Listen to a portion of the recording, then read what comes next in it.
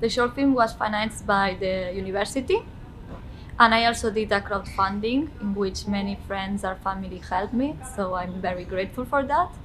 And the Film Institute from my country, ICA, is helping me a lot in the distribution process because they selected me to be in Carlo Vivari and also to be in the Marché du Film in Cannes. So I feeling really like that they take care of me a lot. So that's good. The school give me almost all the equipment, and then the locations we searched from almost every location that was free, but we couldn't always do it. And real location, that was very important for the movie. And almost everybody of the film crew was from my school because it's our thesis film. So the photography director, the art director, the screenwriter, we're all classmates. Our school is funded by, what can you say, different, like we have fund from the Danish Film Institute that will fund our school. We're like independent, Super 16, the school is called, is the independent film school of Denmark, has like 22 years old, so it's coexisting with the National Danish Film School, which is funded by Danish government. So this is independent from the government, so we are getting our funding from production companies and like doing the funding ourselves and different kind of grants we will get. So we get it from all around. So we got like a certain amount of money for to start with, and then we fund it ourselves through grants and production companies. We have to go out and pitch our films to get like more funding for it. So this is a good way of like also learning not only about the art of cinema but also learning about the business, the process, because the art of cinema is also getting the money for the cinema. I think personally. Um, but like in regards to the system of like funding in Denmark, I think this is a very important thing in Denmark, that we have a government financed film institute that like will support your films like independently. So we have this: when you're done with a film school, normally you can get you can apply for what's called new Danish Screen, which will say this is a talent kind of lab where we will do a feature and it will get in the cinema, but it's only for the new directors. So it has to be your first film. The budget is quite lower than like normal films, but it's about like experimenting and trying to get out your film language. I think this is a very important way. Of course, there are some structural things about the people who are in charge and who will choose to give the money for it, that you can ask questions about. But I think that, and I think personally that it's good. It's good, but like there's of course always a question about you only putting three people in charge of Danish film youth. I think personally this could be a good thing, but of course there's a lot of questions asked about this. But yeah, this is how it works. Then, It was our student movie, so everybody was working for free, and because we need to work for free if we are students in our own university, so nobody is asking for any payings or something, and maybe it's about the script, and they wanted to make a good movie, or I don't know how to say.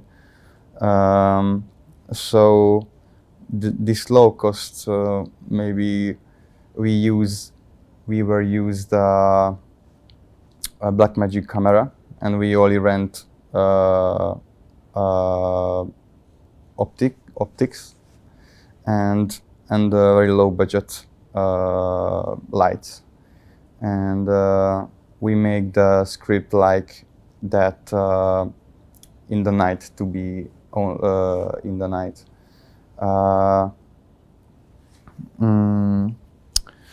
I don't know.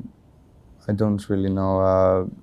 This amount of money was for everyone in the university, and I wanted to make a good movie with this amount of money, with 200 euros, and I make a script for this money. In Poland, it's like the Polish Film Institute co-financed our project, but it's like they give film school the money, and then the film school decide who get the money for the project. It's like you have to go to the pitching session, and if you are the best on the year, you get the money. And it's there are not a lot of money for film schools, so it's up to you to go and take some money from another places, or your parents. Yeah, I've got a lot of help from my Warsaw Film School, and a lot of people from the school helped me to make this film. Yeah. I'm going to start with financing schemes. They are really important not only for younger people that trying to make their films, and because in everywhere it's expensive, of course, and government supports us really well. There are some problems because we are some smaller country and quite young country that become independent like 30 years ago, and we have a shortage because production that is made in the world is on top level, and we have to achieve that level the same, but we're kind of short on resources. But thanks to that, we're a bit sustainable more, so we kind of understand how we can spend every penny for the value, and we try to tell maybe the simpler stories that can go deep to the emotions, not use all the visual power all the time, because we don't have it often. But some creators do use all sorts of material. Films that we make, and I specifically is made under university. So university is working with Estonian Film Funds in Ministry of Culture, and supported by them. So we have great equipment in school, and we have some cash given for every production. That's not much, but it forces us to really appreciate it. There is always a bit whining that it can be better, but that's a healthy thing that we can see to the future a bit more and concentrate more on creative part. And I think that slowly but surely working with in Estonia with productions from, for example, UK or even in India, it gave opportunity to gain experience really quickly on a technical level, and authors are a bit behind, but it's taking time. They're gonna be as with same form as others. Yeah, the National Film Fund is like really crucial to our student films, because the school, they're giving you money, but it's not that much. It's a different amount depending on what you're studying, but yeah, it's not that much. It's around like 2,000 euros. So you kind of must apply to these film funds and must to try it, because otherwise, you know, it's really hard to make a movie with this kind of budget. So it was not that easy, you know. We put also like our own money into this film, but yeah, it's worth it, you know, because I worked with my really dear friends and people I really like, so it's really like intimate thing for me, this film. When you make a thesis film in the film school I went to, you don't get any financial support, but you receive some technical support. But getting your film funded is actually it's up to you. You have to find a way to get the money together. And in my case, I organized a crowdfunding campaign. So I managed to fund the whole film with this campaign, which was really nice. And also we worked together with, I think it's the case for a lot of student films, that we don't pay people who collaborate on the project, even though some of them are professional. For instance, my DOP and my editor already, they opened up space in their agenda for free. So that was really nice also. And then the funding institute is you cannot make, you need them, and it's really nice in Belgium or in Flanders, because Belgium is, everything is separate, it's very complex, so the money comes, as I'm a Dutch speaking director, I would go to the Flemish funding, and they really make a lot of effort in giving opportunities to new voices and young filmmakers or new filmmakers. So that's we really feel supported, and their existence is definitely crucial in making your first steps in cinema. The only thing we are scared of that is that it's always linked to a political side. So when there will be elections, we also are afraid that everything will shift a little bit to the right wing, and then you know how it goes, less money for cultural stuff. So, but for the moment, it's really good in Belgium. Thank you. So in my case, I studied in New York in NYU, and the school supported us to get our thesis going with allotments, and then I was fortunate enough to get the Spike Lee Production Fund, which helped a lot, and then the rest was just being really lucky with people that wanted to help and support, and the Icelandic Film Center is extremely supportive about up-and-coming filmmakers, and especially when you go from shorts to features. So yeah, I'd say there's a good support network in Iceland. I made it in Iceland, so I workshopped the script, and then I came home to shoot it. So yeah.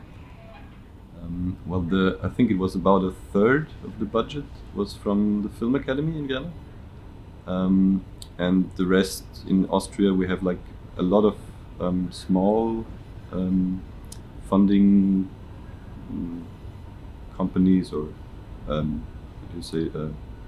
like state-owned fundings as well.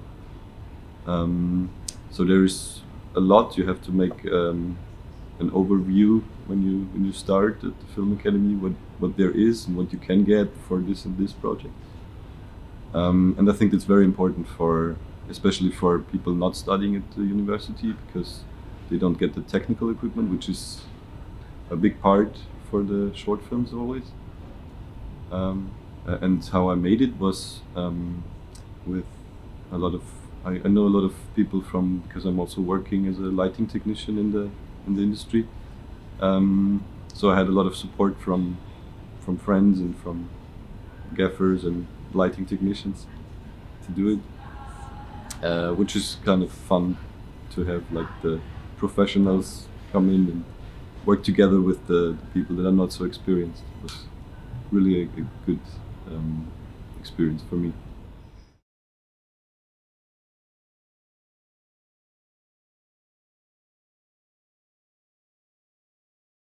Okay, I totally think that cinemas will be still existing because people are social, but I think that it will change a lot, because what I see that what's happening now is that the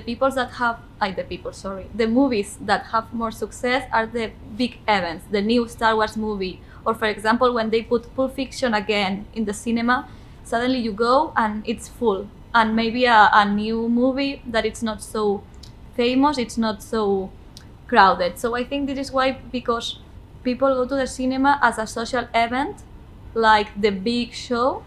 So I'm afraid that this will happen, that just that type of cinema will be screened. But on the other hand, in the more like cinema fan circles, we'll always like find places to do like cooperatives on alternative cinema to show different kinds of cinemas. In Barcelona, there is one called Zoom's Edge Cinema, that they bring movies that maybe you couldn't see in other parts of Spain, and it works as a cooperative. And I think that the ideas are like the future of cinema. Well, I guess so yeah, of course they will go to the cinema. I think cinema is like going to the museum to watch a painting or watch the sculptures. Well, this is so maybe there's a hard line between consuming, like streaming on YouTube and Netflix, HBO, and all things, and then like going to the cinema. So I think yes, of course, I think a cinema will exist in 10 years, but it might not be as like a big thing and like glamorous as it was in the 90s, 80s, 70s, like back in the history.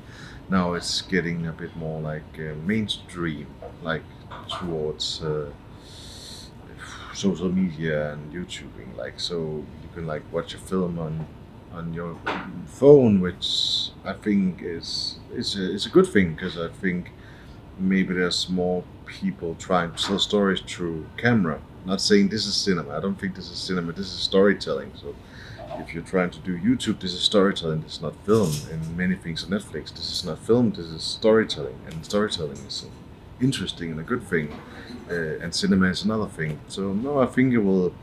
I think it will exist in 10 years, and I think it will always find its way.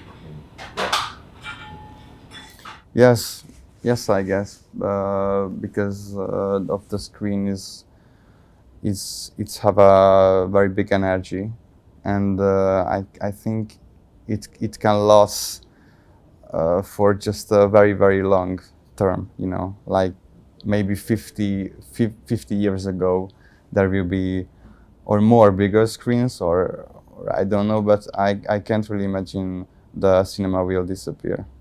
I think, yeah, to see something in a big screen, it's more intense. It's very very very intense. So I can't really imagine it will disappear. But the streaming, it can be very fashionable, I think, and it's also good to be at home and watch everything in front of you. So that's also good. There is good things in that stuff, and there is bad thing in the other stuff. So yeah, the big screen is always will be better than the small. Yeah, I've got a big hope they will go to the theaters and cinemas. I think the pandemic showed us that there is a big need to go to the cinemas and meet with the audience and go out and talk about films and talk about our culture and the topics. And yeah, it's very important for us to connect and yeah, in real life, you know. Yeah, I thought about a lot, and there's some questions for before, and I maybe answered the question a bit shortly or one-sided, but I think because of the how much product is made every day right now, there's gonna be some change in stories that are gonna be told. So at this point, for example, when people start learning how to write and read in every European and other countries, so but not everybody become a writer. So there's kind of different competition that gonna change how cinema is previewing the films, and there's gonna be, at least already there's more, like for example Netflix films, and I would say VOD films are made, and there's films that can be experienced fully only in cinema or only in film form as shot on film, for example, like it was before. And that some time ago happened maybe when the new waves of American cinema after this golden age came, that for example with Martin Scorsese, that with Taxi Driver. So I think big difference in aesthetics and what is preserved as cinema as it is done, rather than entertainment that we use every day as from VOD platforms. So the same story as goes when television came and somebody said that cinema will die out, didn't die out, and I think it's gonna be big change. and it's gonna be interesting to change, but it's gonna take time and maybe bring some different technical and other solutions on the table for the viewers, I think, in that way. And people will go to the cinema because it's also more sustainable and more better for environment, as we consuming the non-stop product as from waste of electricity and all that stuff. Yeah, like if you're not gonna die till then, yeah, I think yeah, because you know it's a really important part of our culture, you know, as people. So and people like doing it, you know, it's like kind of different atmosphere than watching it on some like VOD platforms or something like that.